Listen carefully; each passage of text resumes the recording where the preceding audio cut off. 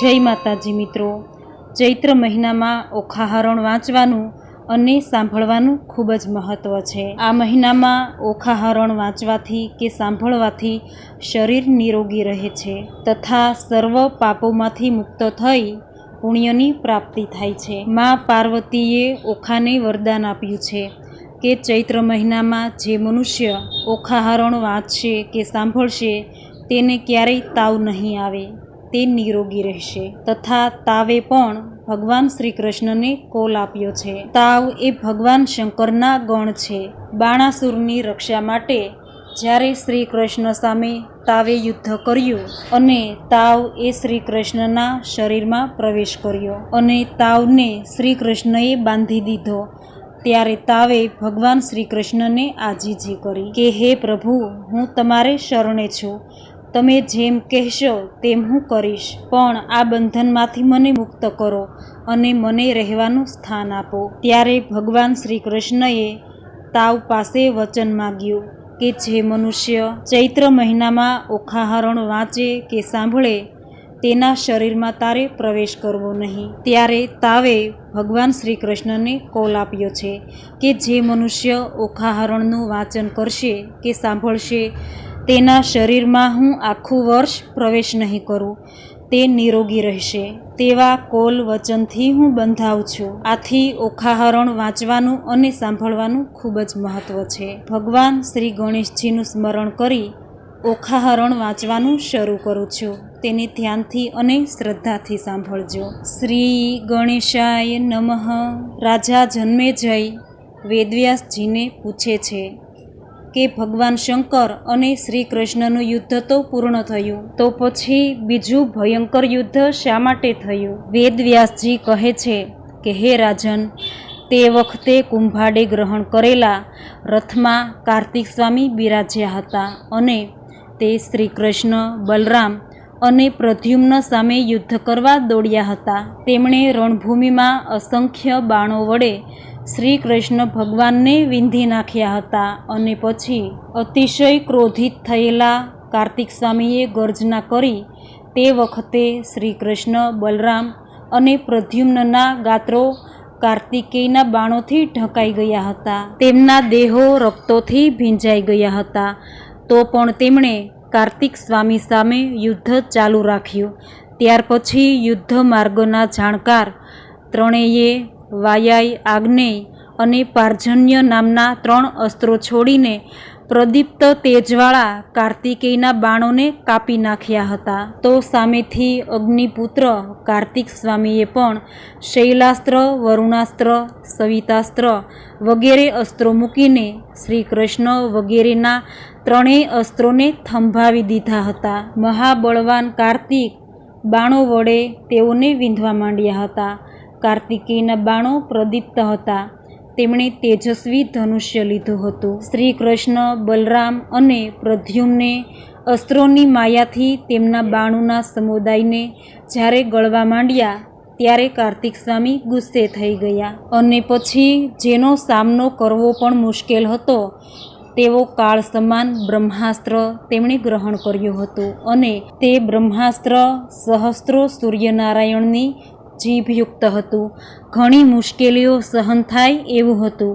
તે બ્રહ્માસ્ત્ર જોઈને સર્વ જીવો ત્રાહિમામ પોકારી ઉઠ્યા, સમગ્ર વિશ્વ મૂઢ બની ગયું। કોશી દૈત્યનો નાશ કરનાર શ્રી કૃષ્ણ ભગવાને સર્વે અસ્ત્રોની શક્તિ અટકાવનાર, ઘાત કરનાર પોતાનું સુદર્શન ચક્ર ધારણ કર્યું, તેનાથી તેમણે કાર્તિક સ્વામીના બ્રહ્માસ્ત્રને નિસ્તેજ કરી નાખ્યું, તેનું સામર્થ્ય નાશ પામ્યું। આ જોઈને કાર્તિકેયના નેત્રો લાલઘૂમ થઈ ગયા। પછી કાર્તિક સ્વામીએ સુવર્ણની દિવ્ય શક્તિ કે જે અતિ ભયંકર હતી, સર્વને ભય પમાડનાર હતી, તે ફેંકી પછી ભયંકર ગર્જના કરી। આકાશમાં એ શક્તિ પ્રકાશતી હતી।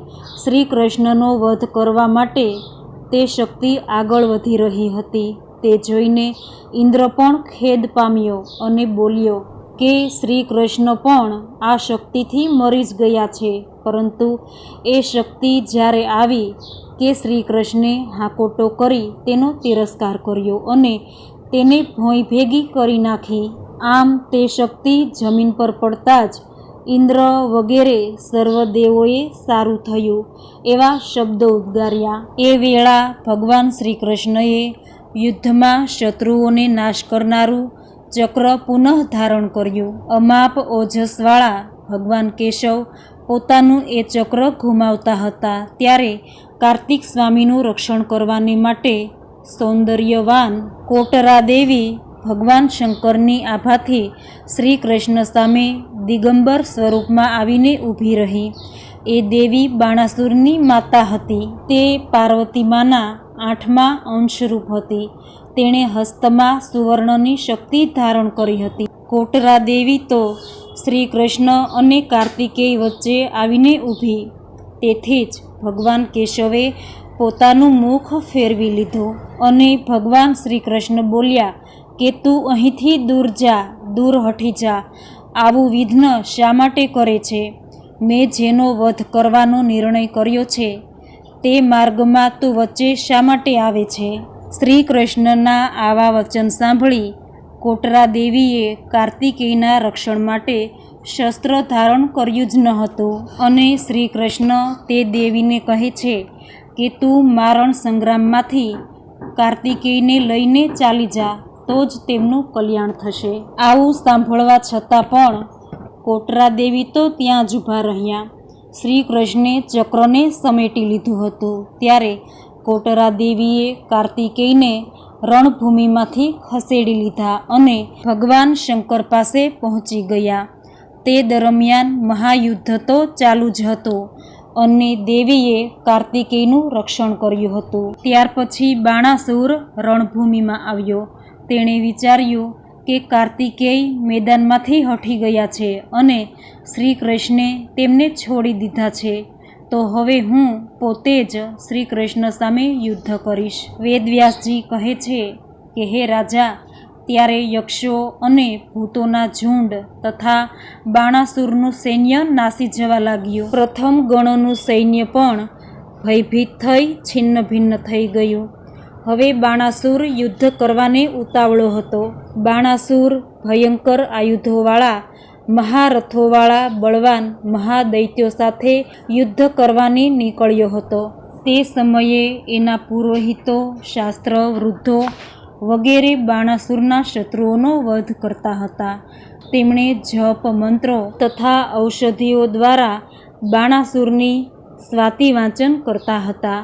વાજિંત્રોની ભેરીઓની ગર્જના સહિત બાણાસુરે શ્રી કૃષ્ણ સામે મોરચો માંડ્યો. તેને મેદાનમાં ઊભેલો જોઈ શ્રી કૃષ્ણ ગરુડ ઉપર સવાર થઈને બાણાસુર પાસે ગયા. યાદવ શ્રેષ્ઠ અમાપ તેજવાળા શ્રી કૃષ્ણને આવતા જોઈ બાણાસુર અતિશય ક્રોધિત થયા. પછી તેમણે વાસુદેવને કહ્યું કે આજે તું મારા સંકંજામાંથી છૂટીને દ્વારિકા પાછો જવાનો નથી. તું હવે દ્વારિકાના તારા મિત્રોને ફરી ક્યારેય જોઈ શકીશ નહીં. હે માધવ, આજે તું વૃક્ષના અગ્રભાગોને સુવર્ણ જેવા વર્ણનો જોશે. મારી સાથેના યુદ્ધમાં તારો પરાજય થશે. કાળ તને અહીં ખસેડી લાવ્યો છે, માટે તું આજે મરવાનો છે. હે કેશવ, તારે તો અષ્ટભુજા જ છે. તે મારા જેવા સહસ્ત્ર ભુજાવાળા સાથે તું યુદ્ધ શી રીતે કરશે? આજે તું તારા બાંધવો સાથે પરાજય પામીશ અને શોણિતપુરમાં માર્યો જઈશ. દ્વારિકાનું સ્મરણ કરીશ. મારા 1000 હાથને તું આજે કરોડો હાથોવાળો જોશે. આવા વચનો બોલતી વખતે બાણાસુરના નેત્રો બળતા હતા. બાણાસુરના ઉપરોક્ત વચનો સાંભળી નારદજીએ નભમંડળને ચીરી નાખતા હોય તેમ ભયંકર હાસ્ય કર્યું. તેમણે યોગચંદ્રનો આશ્રય કર્યો. તેઓ અદૃશ્ય સ્વરૂપે યુદ્ધ નિહાળવાની ઈચ્છાથી ત્યાં ઊભા હતા. શ્રી કૃષ્ણ બાણાસુરને કહે છે કે હે બાણાસુર, તું મોહિત થઈને ગર્જના કરે છે. શુરાની ગર્જના ન હોય. આવ, તું યુદ્ધ કર. રણભૂમિમાં નકામી ગર્જના કરવાથી તને શું મળશે? હે દિતિપુત્ર, જો યુદ્ધો વચનો ઉચ્ચારવાથી જીતાતા હોય તો તું જે યુદ્ધમાં નિત્ય વિજય પામ્યો છે લાગે છે કે તું મિથ્યા બકવાસ કરે છે.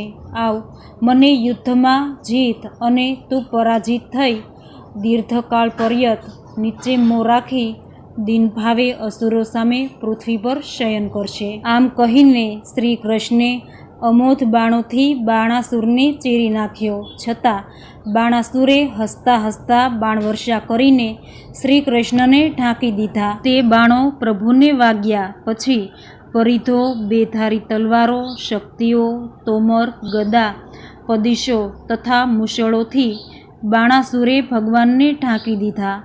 બાણાસુર પોતાના સહસ્ત્ર હાથોથી શ્રી કૃષ્ણ સાથે યુદ્ધ કરવા લાગ્યો. તેણે દિવ્ય શ્રેષ્ઠ અસ્ત્ર છોડ્યું.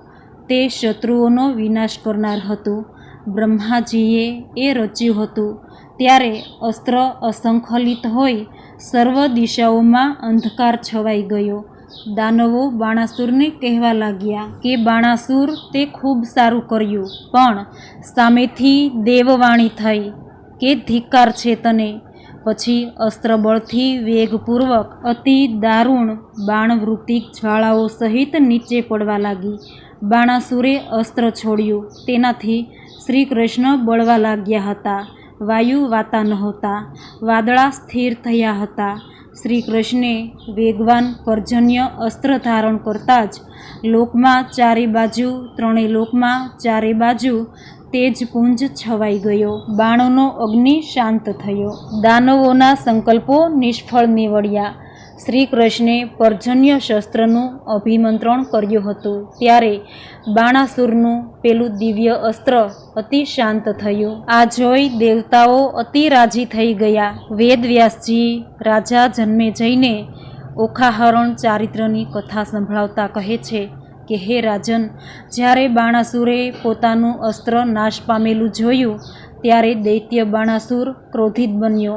તેણે ફરીથી મુશળો તથા યદિશો વડે શ્રી કૃષ્ણને આચ્છાદિત કરી દીધા, પણ ભગવાને હસતા હસતા તે સર્વને રોકી દીધા. શ્રી કૃષ્ણ ધનુષમાંથી છૂટેલા વજ્ર સમાન બાણોથી બાણાસુરના રથના, અશ્વોના, ધ્વજના, પતાકાઓના ટુકડે ટુકડા કરી નાખ્યા. બાણાસુરના કવચને કાપી નાખ્યું, મુકટને ચીરી નાખ્યો. શ્રી કૃષ્ણે એના ધનુષ તથા હસ્તના ટુકડા કર્યા. એક નારાયણ બાણ બાણાસુરની છાતી વીંધી નાખી. પરિણામે બાણાસુર બેભાન થઈ ગયો.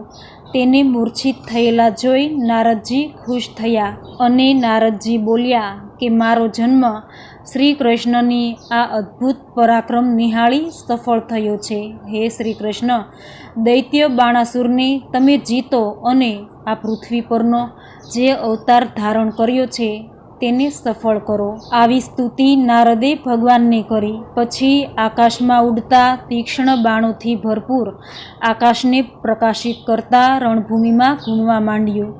આમ શ્રી કૃષ્ણ બાણાસુરનું મહાયુદ્ધ થયું. ત્યારે એ બંનેના ધ્વજો પણ સામસામે ખસીને યુદ્ધ કરતા હતા. વાહનોનું પણ યુદ્ધ થવા લાગ્યું. ગરુડ, મોર પક્ષીનો પણ સંગ્રામ થતો હતો. તે પક્ષીઓ પણ નહોર ચાંચ પાંખોથી લડતા હતા. બાણાસુરના વાહન મોરને ગરુડે પકડ્યો હતો. પછી તેણે તેના પર પ્રહારો કર્યા. આથી મોર બેભાન બની ગયો. ત્યારે જ બાણાસુર પણ રણભૂમિ પર પછડાયો હતો. બાણાસુર અંતે નિરાશ વદને વિચારવા લાગ્યો કે મેં બાવડાના બળ પર મદોન્મત્ત થઈને આત્મીય મિત્રોનું વચન માન્યું નહીં. તેથી દેવો તથા દૈત્યોની નજર હેઠળ હું આવી આપત્તિને પામ્યો અને આવો ચિંતાતુર જાણીને રુદ્ર ભગવાને તેના રક્ષણ માટે વિચાર કર્યો. પછી મહાદેવજીએ નંદીને ગંભીર વચનો કહ્યા કે હે નંદિકેશ્વર, જ્યાં રણભૂમિમાં બાણાસુર ઊભો છે ત્યાં તમે આ સિંહ જોડેલા રથ સાથે જાઓ. તેના પર બાણાસુરને બેસાડો. હું પ્રથમ ગણો સાથે ઊભો રહીશ. હવે મારું મન યુદ્ધ કરવાને તૈયાર થતું નથી, માટે તમે જ બાણાસુરના રક્ષણાર્થે જાઓ. શંકર ભગવાને આ પ્રમાણે કહ્યું ત્યારે શ્રેષ્ઠ રથી યોદ્ધા નંદીએ બહુ સારું એમ કહીને શંકરના રથની સાથે જ્યાં બાણાસુર હતો ત્યાં ગયો અને તેને કહ્યું કે હે મહાબળવાન દાનવ, આ રથ પર તું બેસ અને શ્રી કૃષ્ણ સામે મેદાનમાં યુદ્ધ કર. નંદીનું વચન સાંભળીને બાણાસુર એ દિવ્ય રથમાં બેસી ગયો અને રથને બ્રહ્માજીએ નિર્માણ કર્યો હતો. અમાપ તેજવાળા શંકરના એ રથ પર બેસીને બાણાસુરે મહારુદ્ર બ્રહ્મશિર અસ્ત્ર પ્રગટ કર્યું હતું. તે અસ્ત્ર તેજસ્વી હોય તમામ અસ્ત્રોનો નાશ કરનારું હતું. બાણાસુરે ક્રોધિત થઈને તે અસ્ત્ર છોડ્યું. રક્ષણ મળે જ તેનું અર્જન કર્યું હતું. ભગવાન માધવે પોતાના સુદર્શન ચક્ર વડે તે બ્રહ્મશિર અસ્ત્રનો પણ નાશ કર્યો હતો અને પછી વેગવાન અને લોખ્યાતી યશસ્વી બાણાસુરને કહ્યું કે હે બાણાસુર, શરૂમાં તે જે વચનો કહ્યા હતા તે વચનો ક્યાં ગયા? હવે તારી આત્મશ્રદ્ધા ક્યાં ગઈ? તું યુદ્ધ કરીને મર્દાનગી બતાવ. પૂર્વે કાર્તિવીર્ય અર્જુન રાજા હતો. તેને 1,000 હાથ હતા. બળવાન પરશુરામે તેની સાથે યુદ્ધ કરીને 998 હાથ છેદી નાખ્યા. તે જ રીતે તેને પણ 1000 બાજુઓથી થયેલો ગર્વ રહે છે. પરંતુ આ રણમોરચે તારા ગર્વનું હું શમન કરું છું. આજે હું મારા પોતાના બાહુઓથી જ્યાં સુધી હું તારા મદનું શમન કરું ત્યાં સુધીનું અહીં જ ઊભો રહેજે. કાયરતા જરા પણ બતાવીશ નહીં. આજે તું રણમોખરેથી મારી પાસેથી જીવતો જવાનો નથી. એ દારૂણ યુદ્ધ જોઈને મુનિશ્રેષ્ઠ નારદજી, દેવો તથા અસુરોને મહાભયંકર ફાંસી રહ્યું હતું. પ્રદ્યુમ્ને સર્વપ્રથમ ગણોને યુદ્ધમાં પરાજિત કર્યા હતા. તેથી તેઓ યુદ્ધનો વાદ પડતો મેલીને દેવાધિદેવ શંકર પાસે ચાલ્યા ગયા હતા. ત્યાર પછી ઉનાળો ગયા બાદ મેઘ ગર્જના થાય તેવી ગર્જના કરતા શ્રી કૃષ્ણે ઉતાવળા થઈને યુદ્ધમાં બાણાસુરનો નાશ કરનાર 1,000 આરાવાળું પોતાનું ચંદ્ર ધારણ કર્યું હતું. તે વેળા શ્રી કૃષ્ણે બધી જ્યોતિઓનું જે તેજ છે, વજ્રના તથા વીજનું જે તેજ છે, તે સર્વને ચક્રમાંસમાં સમાવ્યું હતું. તથા પતિવ્રતાઓનું, મૃગોનું તથા પક્ષીઓના પ્રાણનું, ચક્રધારીઓનું, નાગો, રાક્ષસો, યક્ષો, ગંધર્વોના અરસાઓમાં તથા ત્રિલોક્યના જે પ્રાણ છે તે સર્વનું પણ શ્રી કૃષ્ણે પોતાના ચક્રમાં સ્થાપન કર્યું હતું. જે સર્વના તેજથી યુક્ત થઈ સૂર્ય સમાન પ્રકાશિત થયું હતું. શ્રી કૃષ્ણે તે અતિ તેજસ્વી ચક્ર ઉગામેલું જાણી તે ચક્ર અસ્ખલિત અપ્રમેય છે તે જાણીને માતા પાર્વતીએ રુદ્રદેવને કહ્યું કે ત્રિલોકમાં અજય એવા આ ચક્રને શ્રી કૃષ્ણ જેટલામાં ન છોડે તેટલામાં તમે બાણાસુરનું રક્ષણ કરો. પાર્વતીનું આવું વચન સાંભળીને હિમાલય પુત્રી લંબાદેવી યોગાશ્રય કરીને અદૃશ્ય રીતે શ્રી કૃષ્ણ પાસે ગઈ હતી. ભગવાન શ્રી કૃષ્ણ જ તેને જોઈ શકે તેમ અદૃશ્ય રહી હતી. રણભૂમિમાં ભગવાન શ્રી કૃષ્ણ હાથમાં ચક્ર ઉગામીને ઊભા હતા. ત્યારે કોટરા દેવી વસ્ત્રો ત્યજીને દિગંબર સ્વરૂપે ઊભી રહી હતી. એમ બાણાસુરનું રક્ષણ કરવાને વિજયનો આશ્રય કરીને કોટરા દેવી શ્રી કૃષ્ણ સન્મુખ નગ્ન ઊભી હતી. આ રીતે શંકરની સંમતિથી આવેલી તે દેવીને ત્યાં આવેલી જોઈને તથા બીજી લંબા દેવીને પણ ત્યાં ઊભેલી જોઈ શ્રી કૃષ્ણએ તેને કહ્યું કે હે ક્રોધાયુક્ત લાલ નેત્રોવાળી, તું અહીં ફરી નગ્ન સ્વરૂપે કેમ આવી ઊભી છે અને બાણાસુરનું રક્ષણ કરવાને શા માટે તત્પર છે? પણ હવે હું બાણાસુરને મારું છું એમાં કોઈ શંકા જ નથી. ત્યારે કોટરા દેવીએ શ્રી કૃષ્ણને કહ્યું કે હે સર્વભૂતોના સર્જનહાર, તમને પુરુષોત્તમને હું ઓળખું છું. તમે મહાન દેવ છો. તમારી નાભી બ્રહ્માનું ઉત્પત્તિ સ્થાન છે. તો હે પ્રભુ, તમે બાણાસુરનો વધ કરવાને યોગ્ય નથી. તમે બાણાસુરને અભય પ્રદાન કરો, મને જીવંત પુત્રથી યુક્ત કરો. મેં બાણાસુરને વરદાન આપ્યું છે, તેથી ફરી તેનું રક્ષણ કરવાની હું ઈચ્છું છું. તેથી હે વાસુદેવ, તમે મારા ઉદ્દેશને વ્યર્થ કરવા યોગ્ય નથી. કોટરા દેવીએ આ વચન કહ્યા ત્યારે ભગવાન શ્રી કૃષ્ણએ તેને કહ્યું કે હે ભામિની, તું મારું સત્ય વચન સાંભળ. આ બાણાસુર એના સહસ્ત્ર હાથથી ગરજે છે અને ગર્વ કરે છે. તેથી આજે તેના 998 હાથોનું મારે છેદન કરવું છે. માટે હવે પછી તું 2 હાથવાળા જીવતા બાણાસુર પુત્રવાળી થશે. હું એના હાથ છેદીશ, છતાં આસુરી ગર્વને કારણે એ મારો આશ્રય તો નહીં જ લેશે, મારો ભક્ત નહીં જ થાય. આ સાંભળી કોટરા દેવીએ કહ્યું કે આ બાણાસુર હવે દેવે દીધેલો દેવદત્ત ભલે થાવો.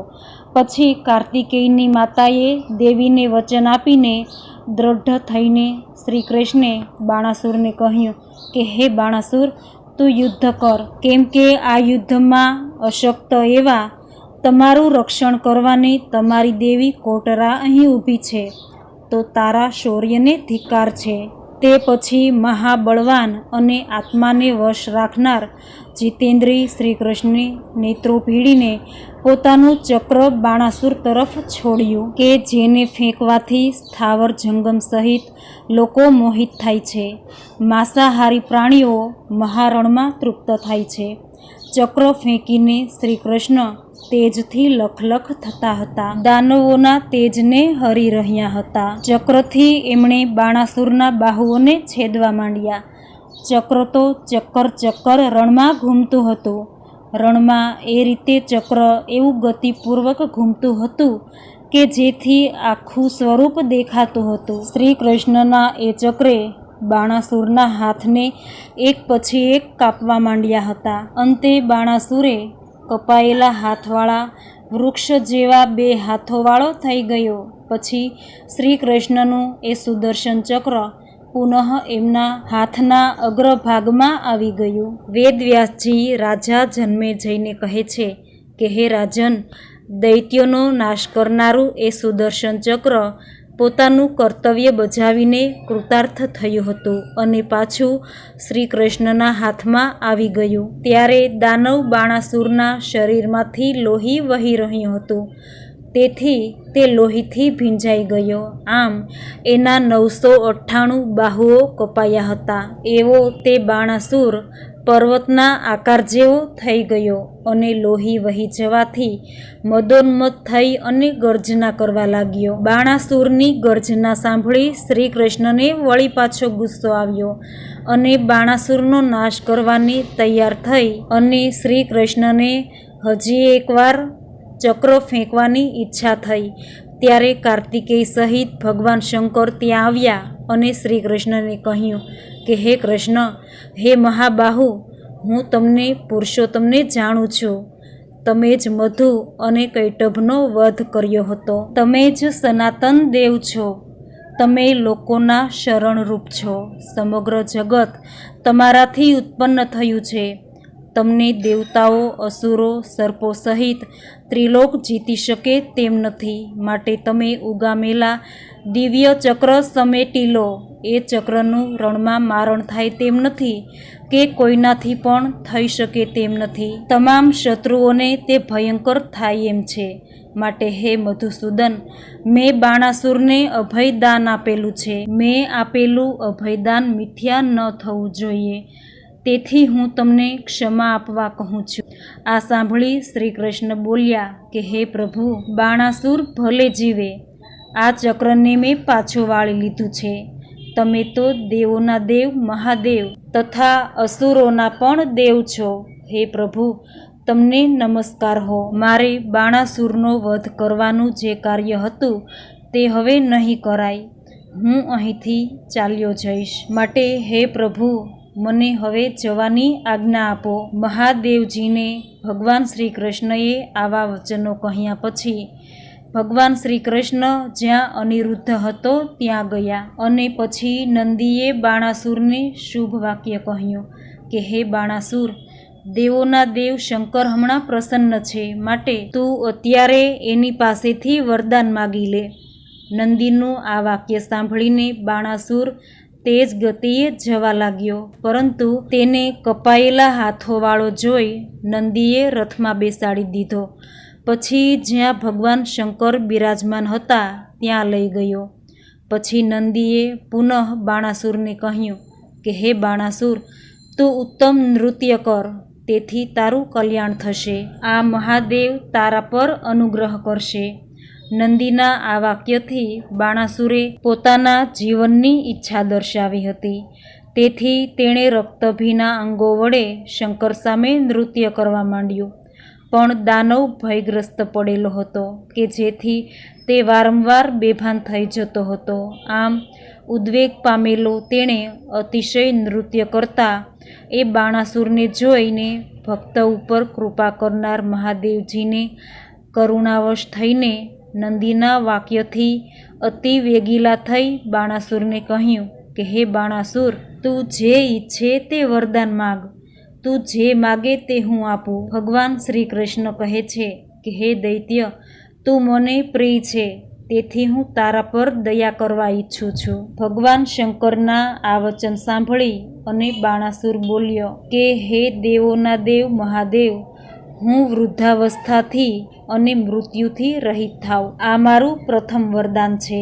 આ સાંભળી ભગવાન શંકર બોલ્યા કે હે બાણાસુર, તું દેવતાઓથી પણ તુલ્ય થયેલો છે, તેથી તારું ઘડપણ કે મરણ થશે નહીં. હવે બીજું વરદાન પણ માગી લે. તું સદાકાળ મારા અન્નનું ગ્રહણને લાયક થયો છે.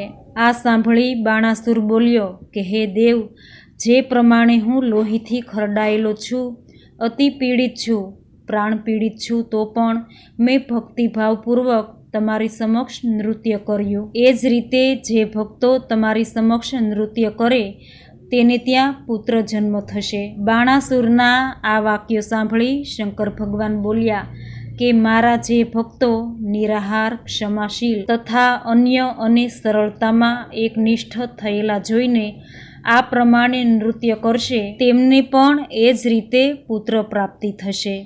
હવે હે બાણાસુર, હજી પણ તારા મનમાં ત્રીજું વરદાન માગવાની ઈચ્છા હોય તો માગી લે. હે બાણાસુર, તું જે માગે એ હું તને આપીશ.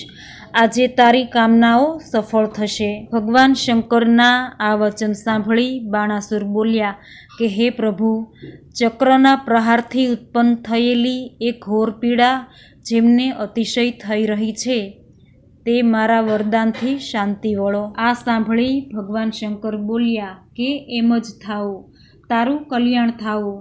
તારો દેહ અખંડ થવાથી અને વ્રણથી રહિત થઈને સ્વસ્થ થશે. હજી પણ તારી ઈચ્છા હોય તો ચોથું વરદાન માગી શકે છે, હું તને આપીશ. કેમ કે હે વત્સ, મારી તારા પર કૃપા છે. આ સાંભળી બાણાસુર બોલ્યા કે હે પ્રભુ, હું તમારા પ્રથમ ગણોના વંશજનો પ્રથમ ગણાવ અને અનાતન કાળ પર્યત મહાકાળ નામે પ્રખ્યાત થાવ. વેદવ્યાસજી આ કથા સંભળાવતા કહે છે કે હે રાજા, રુદ્રદેવે બાણાસુરને તથાસ્તુ કહ્યું. ઉપરાંત એમ પણ કહ્યું હતું કે તું મારા આશ્રયથી દેહથી વર્ણરહિત દિવ્ય રૂપવાળો અને શરીરના અવયવમાં નિયોગી અક્ષત થશે. વળી તું મારા અતિશય સંસર્ગના કારણે કોઈથી પણ ભયમુક્ત બની જા, અને તારી ઈચ્છા હોય તો હજી પણ પાંચમું વરદાન આપવા હું તૈયાર છું. માટે તારા મનમાં જે કંઈ હોય તે માગી લે, તારું કલ્યાણ થાવો. આ સાંભળી બાણાસુર બોલ્યો કે હે ઈશ્વર, મારા જે અંગો બેડોળ થયા છે તે દૂર થાઓ. હે શંકર ભગવાન, હું બે હાથવાળો થઈ ગયો છું, તો પણ મારો દેહ નિરૂપ ન થાય. આ સાંભળી ભગવાન શંકર બોલ્યા કે હે મહાનસુર, તું જે ઈચ્છે છે તે સર્વ તને પ્રાપ્ત થશે. કેમ કે મારા ભક્તો સદાય સુખી જ હોય છે, માટે તેને માગવા જેવું કંઈ હોતું જ નથી. હું મારા ભક્તોને અચૂકપણે કંઈક આપું જ છું. વેદવ્યાસજી આગળ કહે છે કે મહાદેવે પોતાની સમીપ રહેલા અસુરને આમ પણ કહ્યું હતું કે તે જે કંઈ માગ્યું છે તે સઘળું તે પ્રમાણે જ થશે. આમ કહીને ત્રિનેત્રવાળા ભગવાન શંકર પોતાના ગણોથી વીંટળાઈને સૌ પ્રાણીઓના દેખતા જ ત્યાંથી અંતર્ધ્યાન થઈ ગયા. આમ બાણાસુરે ભગવાન શંકર પાસેથી 5 વરદાનો પ્રાપ્ત કર્યા. ઓખાહરણ વાર્તામાં ખંડ 12મો અહીં પૂર્ણ થાય છે. ઓખાહરણની આ વાર્તા સાંભળવાથી નિઃસંતાનને સંતાનની પ્રાપ્તિ થાય છે, તેમાં કોઈ શંકા નથી. કારણ કે ભગવાન શંકરનું આ વરદાન છે કે જે મનુષ્ય ઓખાહરણની આ વાર્તા સાંભળશે તેને અવશ્ય પુત્રની પ્રાપ્તિ થશે. તો આ વાર્તાને તમારા મિત્રોમાં, પરિવારમાં શેર કરજો. ઓખાહરણની આ વાર્તા પસંદ આવી હોય તો વિડીયોને લાઈક, શેર, સબસ્ક્રાઈબ જરૂર કરજો. ફરી મળીશું ઓખાહરણની આગળની વાર્તા, જેમાં ઓખા અને અનિરુદ્ધના વિવાહ થાય છે. તે વાર્તા સાંભળવાથી કુંવારી કન્યાને મનગમતો વર મળે છે. તો એ વાર્તા પણ જરૂરથી સાંભળજો. ફરી મળીશું ઓખાહરણની નવી વાર્તા સાથે.